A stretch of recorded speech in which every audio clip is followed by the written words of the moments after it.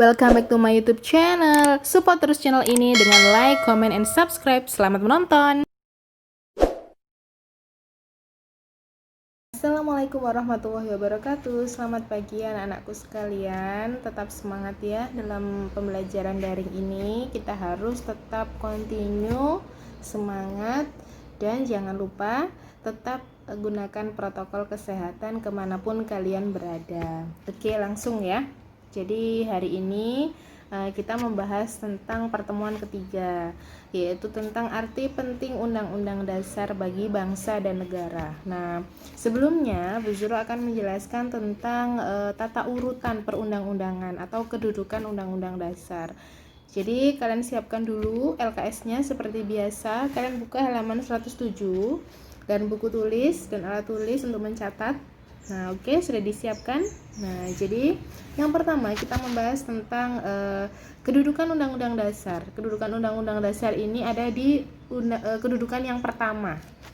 Jadi, kedudukan Undang-Undang Dasar ini ada di atas sendiri atau yang paling pertama. Nah, sebagai hukum tertulis di Indonesia, kedudukannya itu diatur dalam Undang-Undang Nomor 12 Tahun 2011. Nah, di situ disebutkan pembentukan peraturan perundang-undangan berdasarkan pasal 7 ayat 1. Nah, mencantumkan bahwa tata urutan perundang-undangan itu diawali oleh Undang-Undang Dasar. Jadi yang pertama itu peraturan itu bersumber dari UUD 45. Kemudian yang kedua, ketetapan majelis atau ketetapan MPR, TAP MPR ya, kita biasanya menyebut. Kemudian yang ketiga, undang-undang atau peraturan pemerintah pengganti undang-undang atau Perpu. Nah, yang keempat adalah peraturan pemerintah atau PP. Nah, yang kelima adalah Perpres, peraturan presiden. Yang keenam adalah Perda, Perdaprov, peraturan daerah provinsi. Nah, yang terakhir baru Perdakap, peraturan daerah kabupaten atau kota. Nah, jadi anak-anak diingat-ingat ya. Kedudukan Undang-Undang Dasar itu ada di paling atas atau di nomor 1 dalam tata urutan perundang-undangan. Nah, jadi diingat-ingat dalam tata urutan perundang-undangan, kedudukan Undang-Undang Dasar itu di atas sendiri sebelum peraturan-peraturan yang lain. Oke, next kita lanjut. Nah, kita bahas sekarang kedudukan yang kedua. Nah, dilihat dari kedudukannya, nah kan dijadikan sebagai hukum dasar. Nah, karena dia dijadikan sebagai hukum dasar, maka Undang-Undang Dasar ini punya fungsi kontrol. Nah, maksud dari fungsi kontrol itu adalah seluruh peraturan hukum di Indonesia, di negara kita itu harus sesuai atau tidak boleh bertentangan dengan Undang-Undang Dasar karena kedudukannya di bawah naungan Undang-Undang Dasar 1945. Kan Undang-Undang Dasar di atas sendiri, kemudian di bawahnya peraturan-peraturan yang lain. Nah, TAP MPR, kemudian UU, Perpu dan sebagainya yang sudah saya jelaskan tadi. Jadi fungsi kontrol itu artinya adalah tujuannya, nah agar untuk mengontrol supaya semua peraturan di bawah undang-undang itu tidak bertentangan dengan UUD 45. Dipahami ya, Nak ya? Kemudian yang kedua, sebagai hukum dasar tertinggi. Nah, Undang-Undang Dasar ini memberikan kepastian hukum serta mengatur hak dan kewajiban warga negaranya. Nah, hal tersebut tujuannya untuk memberikan kesejahteraan kepada warga negara. Nah, kesejahteraan ini tercipta apabila pemerintah dan rakyat ini mempunyai hubungan yang baik. Pemerintah membuat peraturan untuk mensejahterakan rakyat demi kebaikan rakyat. Nah, rakyat itu mendukung peraturan pemerintah dengan mematuhi dan melaksanakan segala kewajibannya sehingga nanti rakyat akan mendapatkan hak yang setimpal. Seperti itu hubungan baiknya. Kemudian, keberadaan Undang-Undang Dasar ini sebagai hukum dasar juga punya arti lain. Nah, punya arti penting yang lain dalam penyelenggaraan pemerintahan. Nah, artinya seluruh sistem ketatanegaraan yang membentuk negara dan mengatur pemerintahan itu wajib hukumnya bersumber dari Undang-Undang Dasar. Nah, tidak boleh terjadi penyalahgunaan atau ketidaksesuaian dengan Undang-Undang Dasar. Nah, kemudian Undang-Undang Dasar ini juga punya arti penting bagi masyarakat, yaitu menjamin hak dan terlaksananya kewajiban seperti yang Bu Zuro jelaskan tadi ya. Nah, adanya ketentuan hak dan kewajiban dalam undang-undang ini merupakan bentuk dari pelaksanaan tujuan negara. Nah, tujuan negara itu sudah pernah kita bahas ya dulu, ada di alinea keempat pembukaan yang pertama untuk melindungi segenap bangsa Indonesia dan seluruh tumpah darah Indonesia, kemudian memajukan kesejahteraan umum, kemudian mencerdaskan kehidupan bangsa dan ikut melaksanakan ketertiban dunia. Jadi pertama kita tadi membahas tentang kedudukan. Bu Zuro sudah jelaskan tentang tata urutan perundang-undangan. Kemudian arti penting Undang-Undang Dasar. Pertama, dia sebagai fungsi kontrol, jangan lupa. Jadi tidak ada peraturan di bawah UUD itu yang bertentangan, tidak ada yang boleh bertentangan. Kemudian punya arti penting, yaitu Undang-Undang Dasar itu bertujuan untuk memberikan kesejahteraan kepada rakyat. Nah, dengan cara terjalinnya hubungan yang baik antara pemerintah dengan rakyat. Dan juga yang terakhir, nah, Undang-Undang Dasar ini memuat tujuan negara yang dijelaskan di alinea keempat tadi. Nah, oke, next kita lanjut. Pelaksanaan Undang-Undang Dasar dalam berbagai bidang. Bidang yang pertama adalah politik. Nah, anak pahami ya, karena ini sifatnya aplikatif, jadi kita harus lebih memahami lagi supaya nanti betul-betul paham kalian. Nah, di bidang politik, pelaksanaan UUD ini hubungannya dengan pemerintahan dan kekuasaan serta penyelenggaraan negara. Nah, contohnya, negara ini kan punya 3 lembaga, ada lembaga legislatif, ada lembaga eksekutif, ada lembaga yudikatif. Lembaga eksekutif itu ada presiden dan wakil presiden, itu disebut eksekutif, sedangkan lembaga legislatif itu ada DPR, DPD dan sebagainya. Nah, kemudian mengubah dan menetapkan undang-undang itu kewenangannya MPR ya anak-anak ya, diingat-ingat ya. Nah, akan tetapi mengubah undang-undang itu tidak mudah. Nah, apabila akan tetap dilakukan perubahan, hanya boleh dilakukan dengan prosedur yang berat karena saking susahnya untuk dirubah.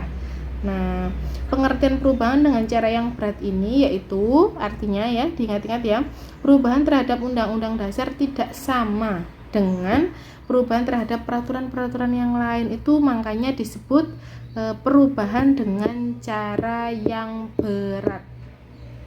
Nah, perubahannya disebutkan dalam pasal 37.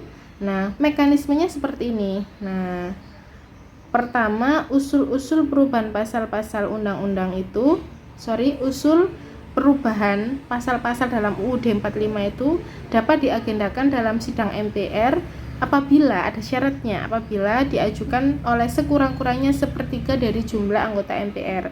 Kemudian yang kedua, setiap usul perubahan pasal-pasal Undang-Undang Dasar itu diajukan secara tertulis, harus secara tertulis dan ditunjukkan dengan jelas bagian yang akan dirubah, nah, beserta alasannya.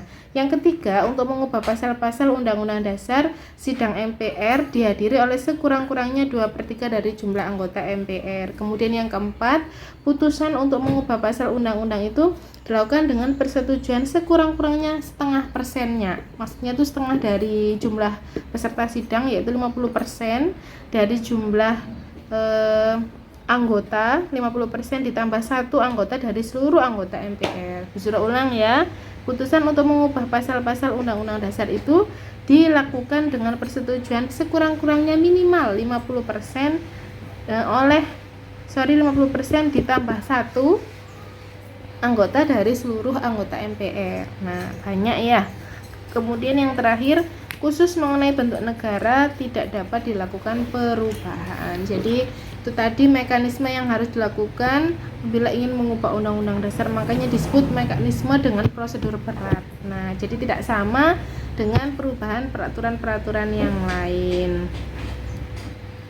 Kemudian di bidang ekonomi itu kita bisa melihat pelaksanaan Undang-Undang Dasar ini yang berhubungan dengan keuangan negara. Yang kedua adalah aplikasi di bidang ekonomi. Nah, di bidang ekonomi ini aplikasinya yaitu dapat dilihat dari beberapa pasal di Undang-Undang Dasar yang membahas tentang kegiatan ekonomi warga negara. Nah, yang pertama adalah tentang pengaturan anggaran pendapatan dan belanja negara atau APBN. Jadi anak-anak, APBN itu kepanjangan dari anggaran pendapatan dan belanja negara. Di situ terdapat rincian apa saja yang harus dibelanjakan oleh negara untuk masyarakat dan apa saja pendapatan kita selama 1 tahun itu. Nah, mengatur pendapatan-pendapatan lain. Nah, jadi mulai dari yang paling sederhana sampai pendapatan-pendapatan besar. Nah, adapun penerapannya itu disebutkan di pasal 23,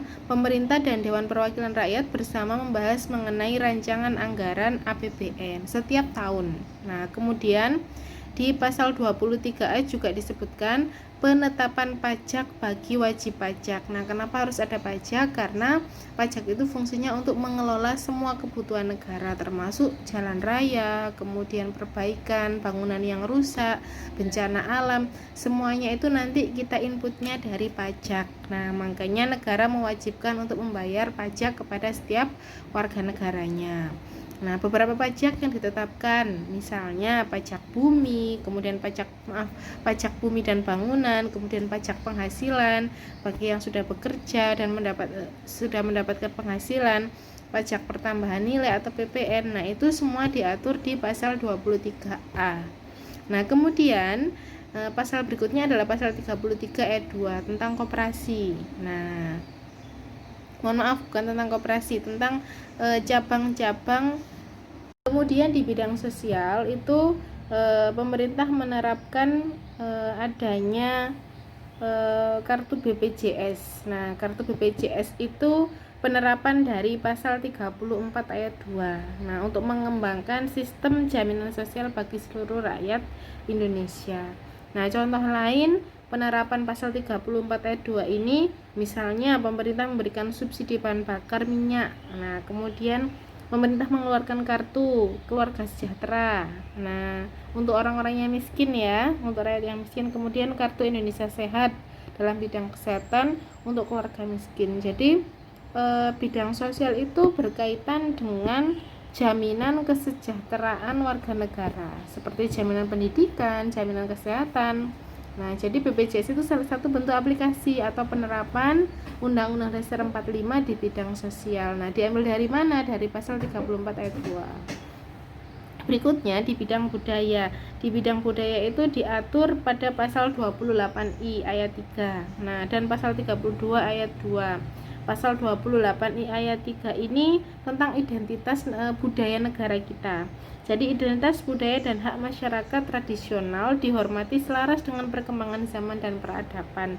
Kemudian bunyi pasal 32 ayat 2 juga menyatakan negara menghormati dan memelihara bahasa daerah sebagai kekayaan budaya nasional. Nah, penerapan pasal ini tuh pemerintah itu tidak melarang warga negaranya untuk menggunakan bahasa daerahnya, seperti kita di daerah kita pakai bahasa Jawa. Kemudian dalam pasal-pasal tersebut terdapat nilai-nilai kebudayaan. Pemerintah juga memberikan pengakuan bahwa kebudayaan itu yang dimiliki setiap daerah itu merupakan kekayaan dan kebudayaan dari budaya nasional, bagian dari kebudayaan nasional. Nah, pemerintah juga mengakui bahwa pemberian pengakuan terhadap budaya-budaya daerah itu sangat penting karena kebudayaan daerah memiliki nilai-nilai kearifan lokal. Terakhir tentang di bidang pertahanan, keamanan dan hukum.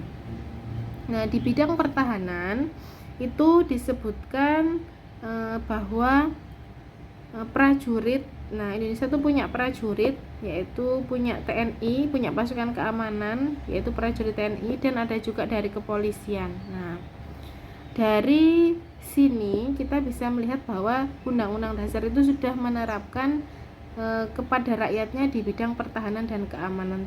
Tujuan pembentukannya adalah untuk mengamankan dan mempertahankan wilayah negara Indonesia.